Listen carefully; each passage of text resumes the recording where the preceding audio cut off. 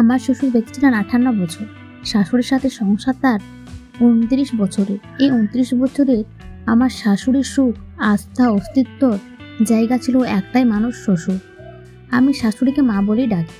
শ্বশুর বেঁচে থাকলে হয়তো বাবা ডাকতাম। আমি বাবাকে দেখিনি, শুনেছি ওনার সম্পর্কে হাজারো গল্প। এক সন্ধ্যায় মা আর আমি বসে চা খেতে খেতে বাবাকে নিয়ে গল্প করছিলাম।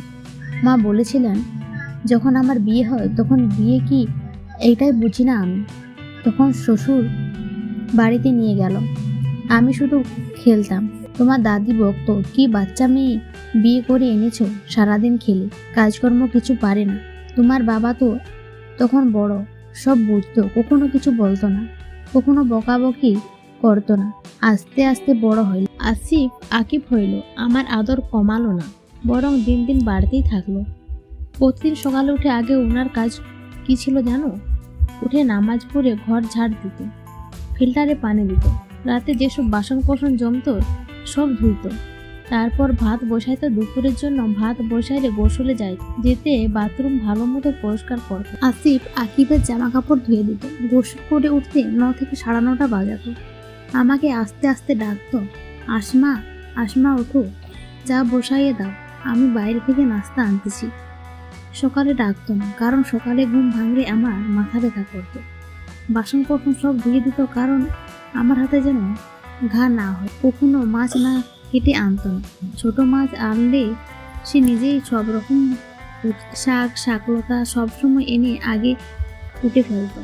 মানুষটা সব কাজ ভালোবেসেই করতো, যতটা পারতো আমার কষ্ট কমাইয়ে দিত। উনি বাইরে যাওয়ার আগে 3 থেকে 4টা বোতল ফিল্টারে পানি ভরে দিয়ে যাইতো, কারণ এসে দেখবেন আমি সারাদিন কতটুকু পানি খাইলাম। আমি পানি কম খাইতাম, সেই জন্য একটু জোরে আমার সাথে কথা বলতেন। আমি রাগ করে থাকতাম। রাতে চুপি চুপি আসতো, হাতে করে একটা আইসক্রিম আনতো, বলতো, তুমি না আইসক্রিম পছন্দ করো, তোমার জন্য এনেছি, খাও। আসিফ আকিবের দেখাও না, একটাই এনেছি। কতটা যে মায়া করতো। একবার ঈদে সব শপিং করা শেষ, টাকাও শেষ। আমার আসার সময় একটা 3 পিস পছন্দ হয়ে গেল, টাকা তো সাথে নাই, সব শেষ। আমার তো মন খারাপ। তোমার বাবা কি করলো? দোকানদারকে তার মোবাইল, ঘড়ি সব জিম্মা দিয়ে বলল, ভাই এগুলো রাখেন, তবু ওই 3 পিসটা দেন না কাউকে, আমি এসে টাকা দিয়ে নিয়ে যাব।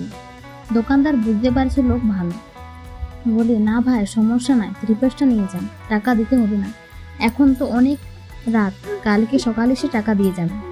পরদিন সকালে তোমার বাবা টাকা দিয়ে এসেছে। আমি শুধু চাইছি আর সে দেয় না, এমন নাজির নাই।